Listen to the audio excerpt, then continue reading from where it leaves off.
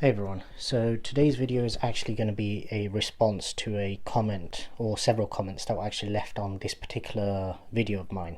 So it's with regards to the Amazon Apple Watch braided solar loop bands, basically knockoffs that were the same thing that you get on AliExpress, but basically just for roughly around 3-4 times as much.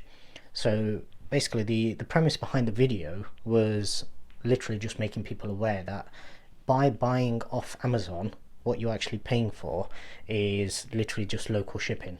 The item that you probably get will be exactly the same as the items that are 3-4 times less on AliExpress. The difference being obviously you're going to have to wait between 2 and 4 weeks on AliExpress for most places in the world. Unless you're in China, then obviously it's probably a lot different for you guys. But for me in the UK, anything I order from AliExpress, for most of the year it's around 2 weeks. As you come up towards the Chinese New Year and everything, and basically the November kind of 11/11 sales, then usually shipping times push up towards 4 weeks.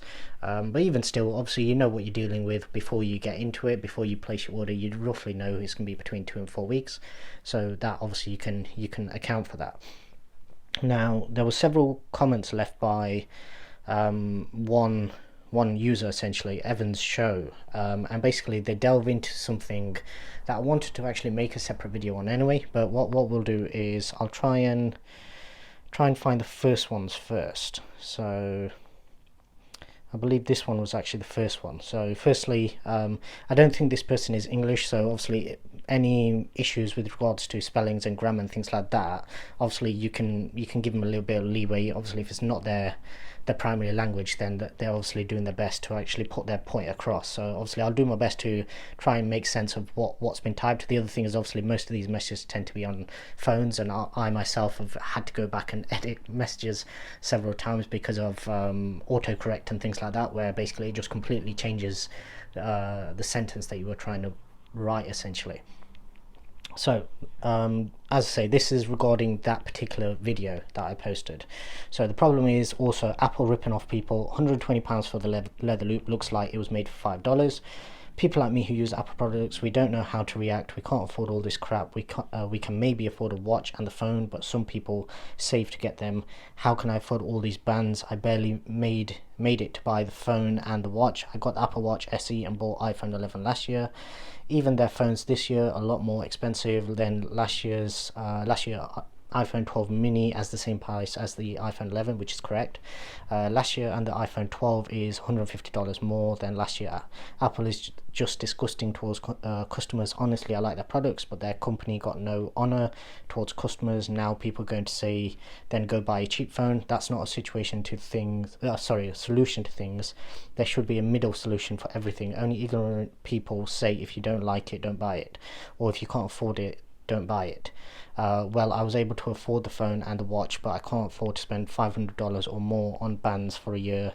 And every Apple Watch owner like to have few for comfort, look, and different purposes for use. I'm okay with buying $10 bands. Honestly, even if it's not perfect, who cares if it works same? It's just not perfect as a $120 band or more. Like Apple has $400 band metal look like regular. Where are we? Regular band, that's crazy. My Apple Watch SE is $400. I wish Apple had some middle solution for customers who aren't rich, spoiled, and mummy daddies buys them stuff. Some other people like me who work to buy things once a while can't afford this. I'm going to either stick to the one sport night band I have, or order a few from Amazon. Okay, so that's the first message. So like I said, the grammar isn't perfect, but we can get the general gist of it. So what he's saying is obviously prices are being inflated, and this message is obviously very targeted towards Apple. Now, there are a few other messages coming up later, which I will also touch on, but with regards to this first one, so essentially what he's saying is he doesn't want to go directly to Apple to buy the bands because basically they're too expensive. Now, if this person is subscribed to my channel, if you're not, so Evan's show, if you're not already subscribed to my channel, do subscribe and go back and watch the folder, the playlist I've created for Apple Watch. Because what you'll notice in there is I've actually posted several videos where before the Apple Watch came out, or just after the event essentially, I ordered every single band I could find for it, as well as a few other accessories, screen protectors, things like that.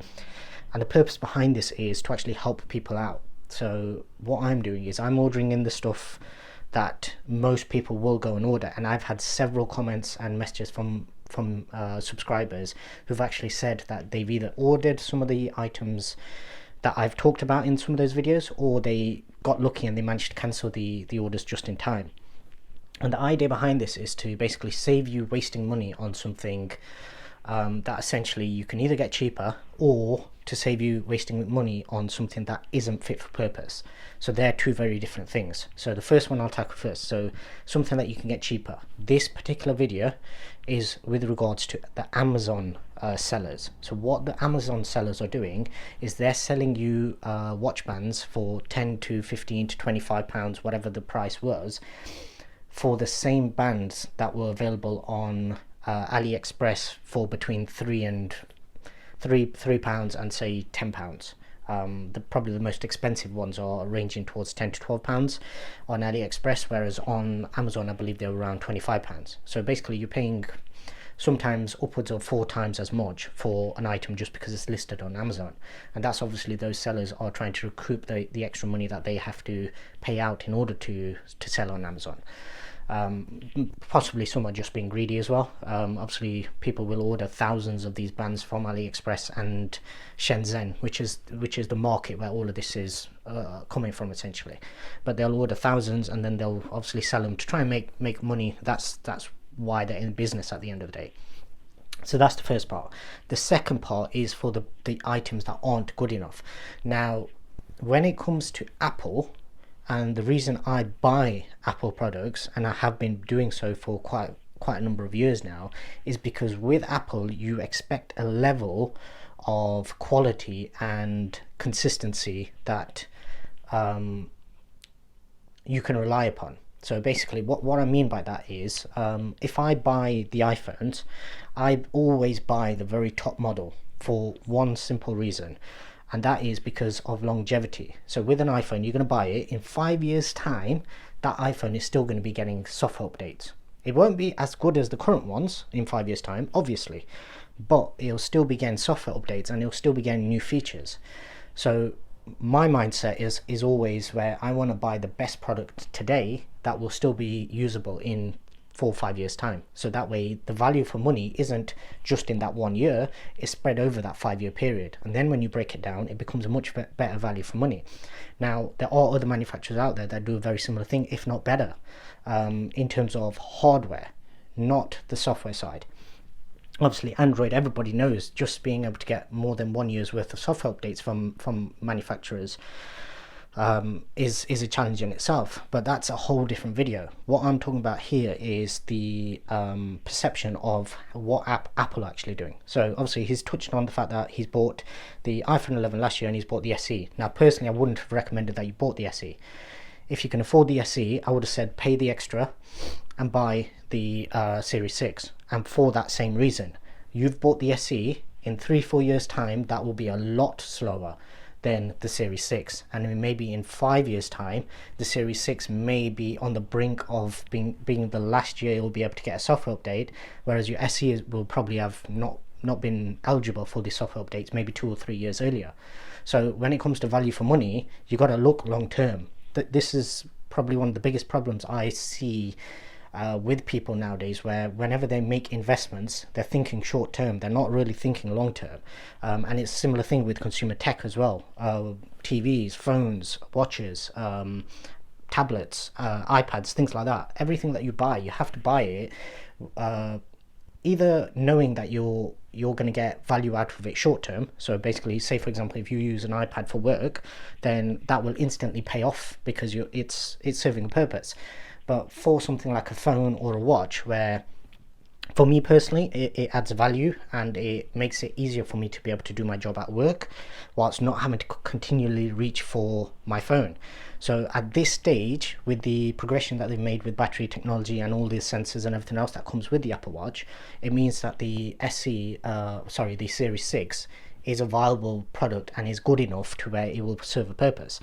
The Series 6, I would predict that at least in 3-4 years time it'll still be getting software updates, and it'll still be getting small little improvements.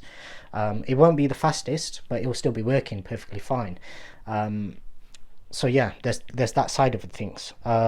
Just coming on to obviously the daddy's buying them and everything. I've never had a gift given to me in terms of any consumer tech. Every single phone, watch, piece of tech I've ever bought, TVs, every single thing I've always bought myself, and I've always bought it by being smart about it as well. So for example, you've posted that obviously you can't afford the newest tech every year. Apple doesn't design yeah, this is going to sound a little harsh, but this is the reality of the world that we live in. Apple, Samsung, LG, Huawei, every manufacturer out there does not design tech for people like you. And let me premise that by saying Apple have their pricing structure in a way where they're using older models in order to fill that price gap. So there are people that want pro phones. I am one of the ones that always wants a pro phone, and by that I mean it's something where I want the best of the best. So that's not just hardware, that's also the build, that's also the materials that I use, that's also the feel. So the slightly more heavier phone where it gives you a more prestigious feeling. All of these things, there's certain people, a smaller niche market where it applies to. I am one of those people. You are not one of those people, because what you're looking for every year is for basically getting something new. You want the best, but you don't want to pay the maximum. So your market is essentially the normal ones, the 12s, last year's 11s, the year before it would have been the 10R, those sort of phones. And there's nothing wrong with that, because for most people I speak to personally, I actually recommend them not to buy a Pro, because it doesn't serve purpose. They're literally just spending money for something that they don't actually either appreciate or even need. So they're literally just spending more money than they need to. On that side of things, yes, you're right. Those prices have gone up this year, and there's a few ways of looking at it. Firstly, if you look at the top end, those phones, if anything, they've got cheaper. For me, the phone that I'm going to buy this year is actually slightly cheaper as a result of probably some of the tariff changes and things like that. But basically last year I would have paid around $14.50 for it. This year it's going to end up costing me probably around, I'd say $1,400, so around £50 cheaper. And then because of a few other reasons, I'll probably be getting it slightly cheaper than that as well. But what you're forgetting is you're targeting Apple in these messages, and every single one of these that I've seen, I've skimmed over this one. Obviously the other ones we'll go through and I'll discuss as we look at them, but you're targeting Apple and making out that they're some sort of bad guy. What you have to remember at the end of the day is Apple is a business. They're not in business for the feelings. Yes, they want happy customers, because happy customers buy their products every year, but they're not out there to appease everybody. Their sole concern at the end of the day is to make money. So what Apple have done this year, which if you look at the bigger spectrum, is they've introduced 5G into all of their phones. So even the phones, say for example you bought the normal 12 or the 12 mini, because that's the cheapest 12 or latest phone, you're getting a 5G phone which doesn't have the standard £200 to £300 or $200 to $300 extra on top that every other manufacturer out there will have done this year. So let me just say that again. So every other manufacturer out there, maybe there might be a few exceptions who've basically taken a bit of a hit themselves just to get it out there, and obviously we did see a lot of manufacturers where they've literally just rushed 5G out. But what Apple have done is they've not added on £200 to £300 per handset in order to push 5G. because that's what everybody else has done. Samsung have done it. All of your pretty much your Android market will do a similar thing. They're passing the cost of 5G onto the customers. So yes, Apple have done a very similar thing as well by removing some things that they feel that they can get away with, and I'll come on to the lightning cable and the charger and the earphones and everything shortly. But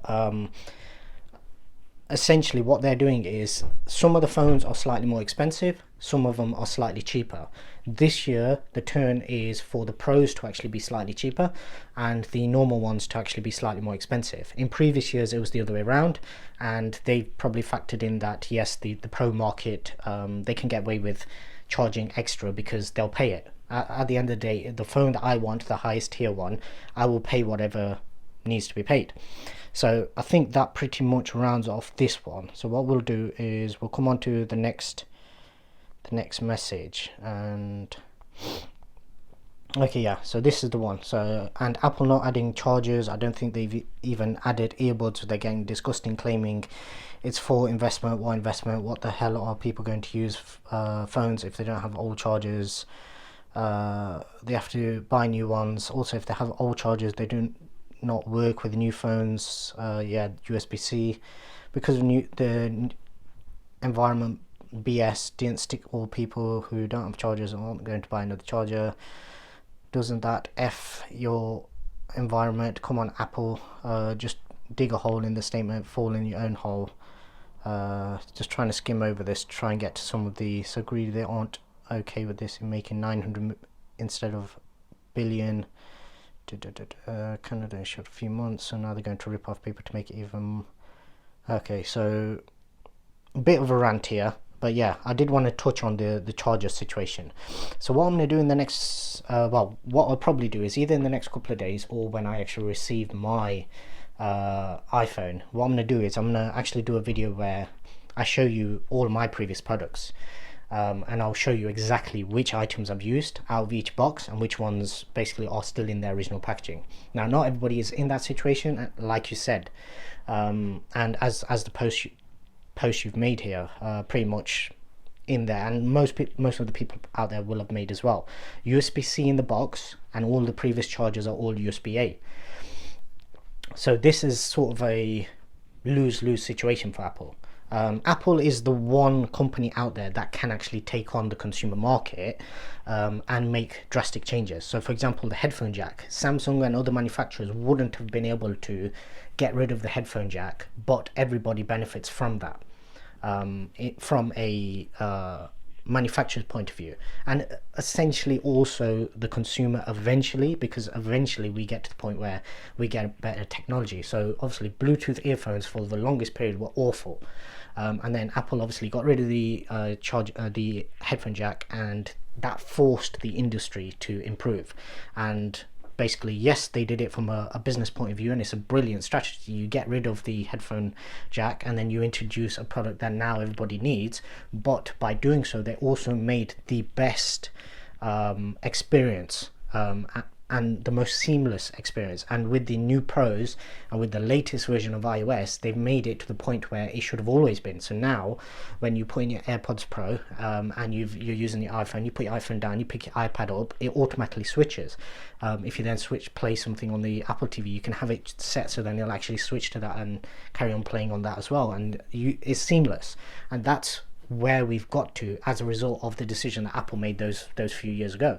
Now, yes, they did it purely from a business point of view, and yes, it's costing the consumer more, but essentially what we end up with is a more seamless and a better experience. So even if you take it from the very most basic concept, you're having to unplug your headphones from your phone, plug it into your iPad, and then vice versa, whereas now it all just does it automatically. And that is the standard that now everybody will eventually have to meet in order to compete with the basically what Apple are putting out there. And we've seen this with AirPods, and obviously eventually when I'm guessing it's going to be AirPods Studio or something like that, the over-ear headphones come out, it'll be a very similar thing where they'll just add more competition to a market that basically eventually gets us all better products. Not straight away, but eventually. So yeah, that's the that side of things. Now, with regards to the chargers, as I said, it's a lose-lose situation for them, because if they put USB-A cables in the box, then eventually everybody's going to start moaning that, oh, USB-A can't fast charge, so why have you given us USB-A chargers? You should have given us USB-C. By putting USB-C in, it gives all those people that have USB-A chargers a chance to moan. Now, most people that have more than one smartphone will actually have, and especially with any of the recent ones, will have wireless chargers around the house anyway. Not everybody will, granted, but let's say, for example, they sell, I think the prediction is 90 million units for all of their phones combined.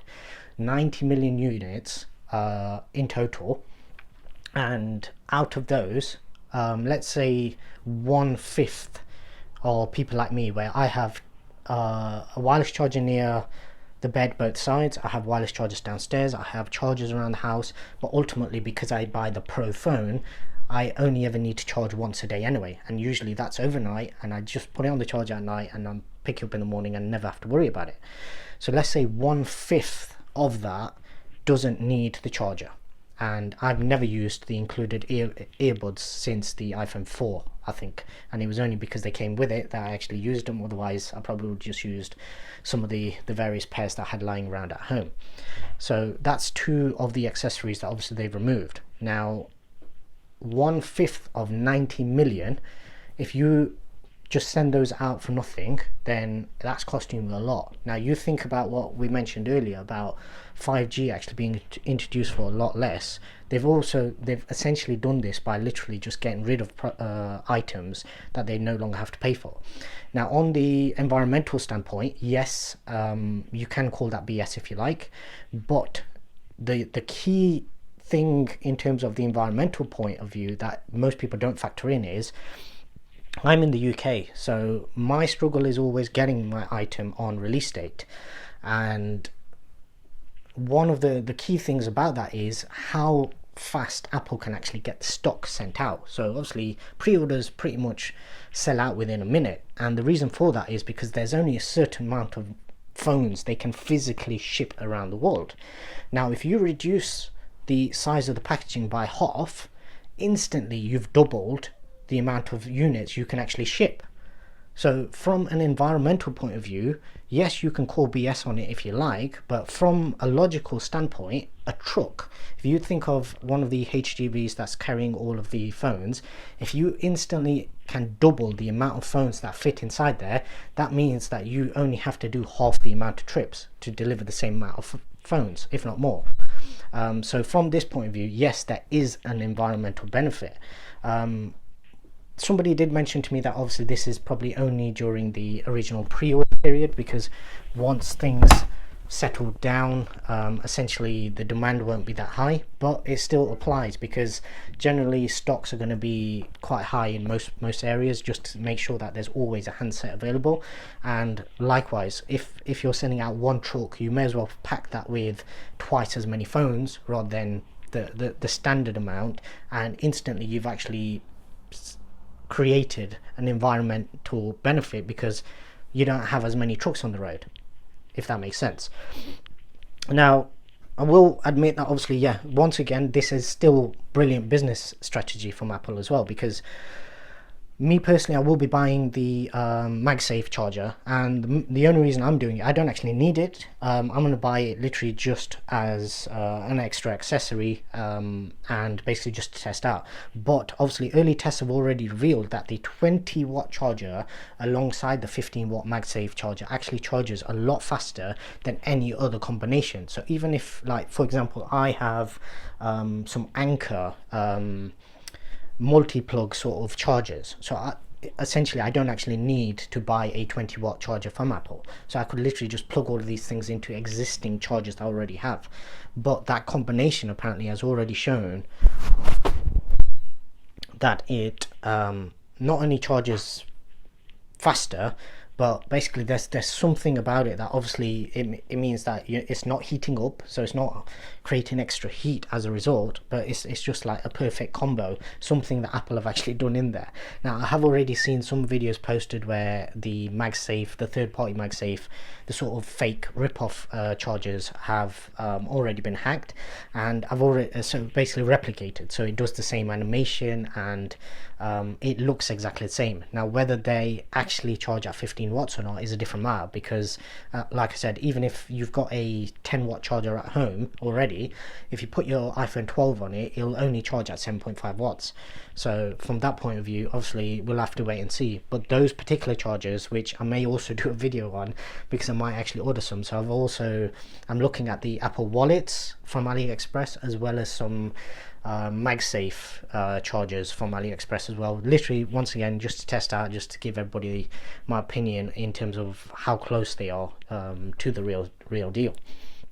Okay, so that was the next one, and this one I believe was the latest one. So obviously there's a bit of a back and forth with one of the other commenters, and they pretty much agree. Obviously it comes down to older cables and things like that. And just on the cables, I just want to say something, that I'm probably in the minority here, but I've never, and I'll repeat this, I've never had an iPhone cable actually fail on me.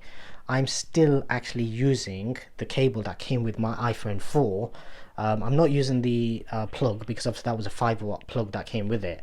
The original iPad second gen, I believe it was, I purchased for my son back when it first came out, and I was using that up until I got my latest iPad, which isn't very recent because it's the original iPad Air, and all I ever did was I upgraded the plugs, the main socket, as and when the more powerful one came out. And last year obviously we got the 18-watt charger with the iPhone, and because of that I obviously used that instead of the 10-watt one.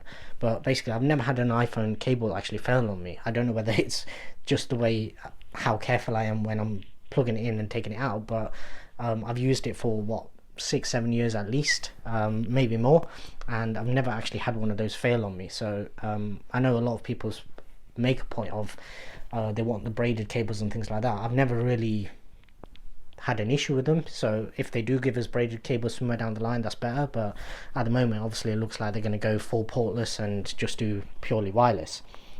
Anyway, so that's this sort of side note.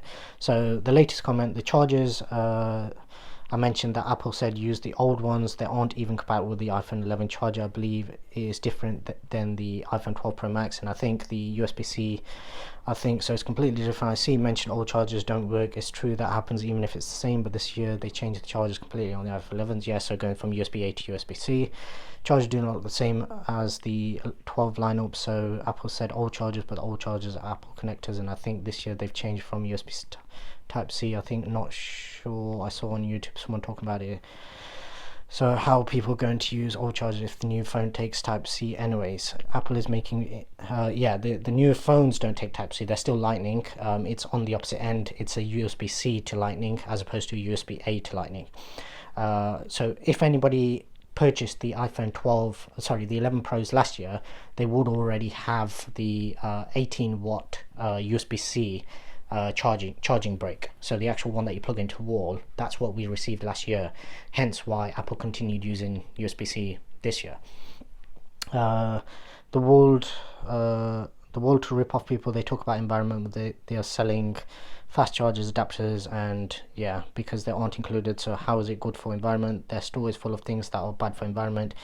If it's all nonsense, honestly, I'm keeping my iPhone 11 for 6 years, not changing anything anymore. I was going to buy the iPhone 12 mini, but you know what? I changed my mind because I really don't want to support this company like I used to anymore. They're disgusting and they are betraying loyal customers. Steve Jobs would never have done this embarrassment. He was proud of his company. The new Apple are embarrassment to what Steve Jobs created. Okay, so just on Steve Jobs was pretty much all about the money. Yes, he wanted the product to be perfect, but at the end of the day, Steve Jobs he didn't set up Apple for the fun of it. Nobody sets up a business like Apple, like Samsung, like LG, like Sony, like every other manufacturer out there, just to make people happy. That is not the end game for businesses. A business has to be successful. they have shareholders, they have to keep making more and more money, and Apple is probably the most scrutinized when it comes to this sort of thing, because a bad year for Apple is them not having the best quarter or not improving upon their previous year's first quarter, for example. So, for example, if the 11 sold so many million units in quarter one, even considering we've got pandemic and everything like that going on, if Apple don't sell the same amount next quarter, so January first quarter, you can guarantee that every sort of news outlet out there will be putting out their doom and gloom and their stories about how Apple's finished.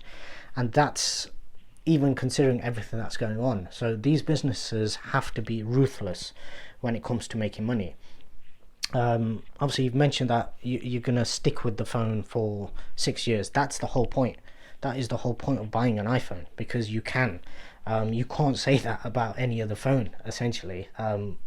Yes, they will still keep working, so I'm not saying that other phones won't keep working, but what they won't get is the software updates. Android versus iOS, that's a whole different video altogether, and it's one that I've tried to avoid as much as possible, simply because most of my products are iOS, and there's a very good reason why it is all iOS.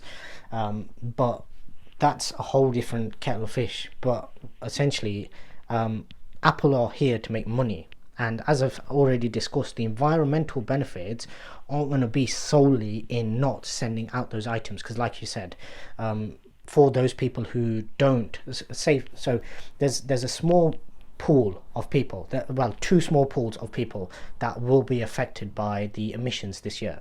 So the first pool of people that are going to be affected by Apple removing the earbuds and the charging brick is anybody who's never had an iPhone before. So be that they've always been on Android, or they've always had, or they've never had a smartphone altogether. Like, this is literally their first ever smartphone. So for that portion of people, they're going to have to spend £20 extra. £20 or $20 or €20, whatever it is, in wherever you are in the world where you're watching this. So that's the first pool of people that are affected. The second pool are basically people that have had a really old phone, so something at least 2 years old or older, where it was a USB-A charger that came with the phone. So I say really old phone, but what I mean is anything that didn't come with a USB-C charger, and they've never spent anything to actually buy a USB charger. They don't have access to charging in the cars or anything like this. So that pool of people will also have to spend $20 or £20 or €20 in order to buy the charging brick.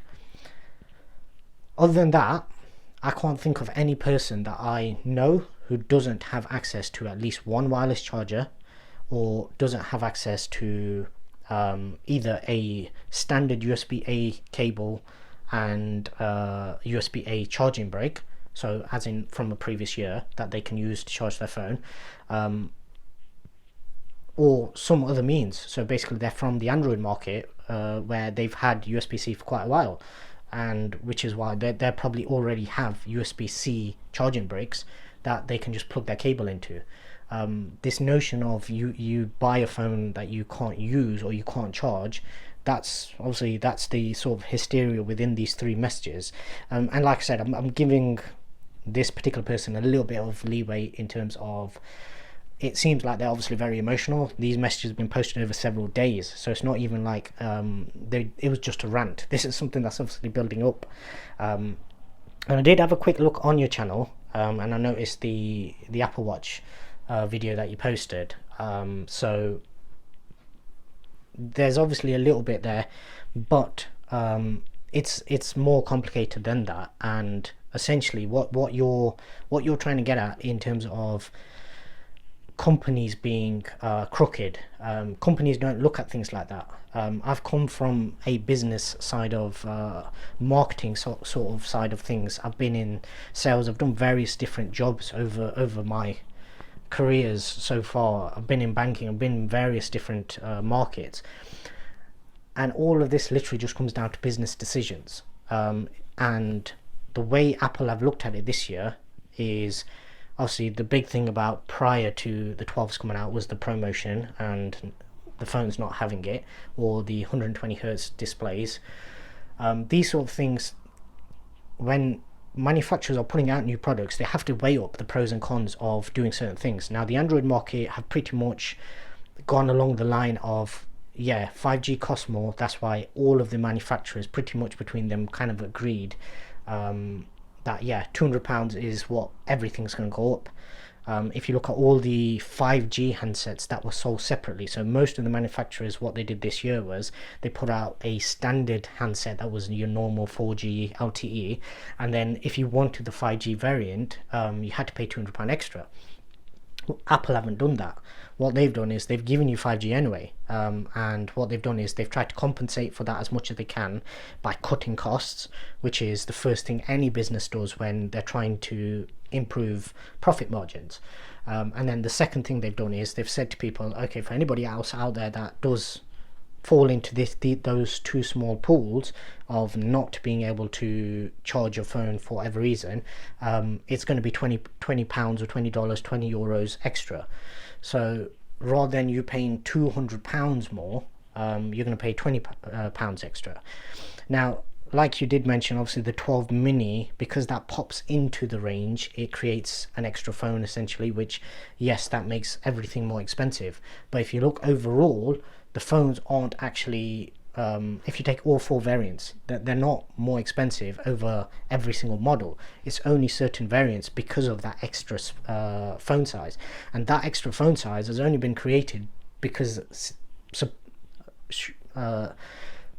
they must have seen a demand for it. There must have been a market out there. There must have been a pool of people that were demanding for a smaller smartphone, if you like, because obviously the SE is currently the smallest sort of smartphone out there that Apple sells anyway, where you're getting an old design essentially, whereas this, what they've given everybody, is what they've been asking for quite a while, which was SE2, which everybody was thinking, yeah, they're going to take an iPhone 5 body and they're going to put a notch on it and they're going to give you the perfect phone from that standpoint. And essentially that's what they've done. Obviously it's going to be slightly bigger, it's more an iPhone 8 size, but essentially that is what you're getting. So yeah, I literally just wanted to make a video to reply to these comments, because yeah, these are the kind of things that normally I'll just reply back quickly to, but there was so many different points raised here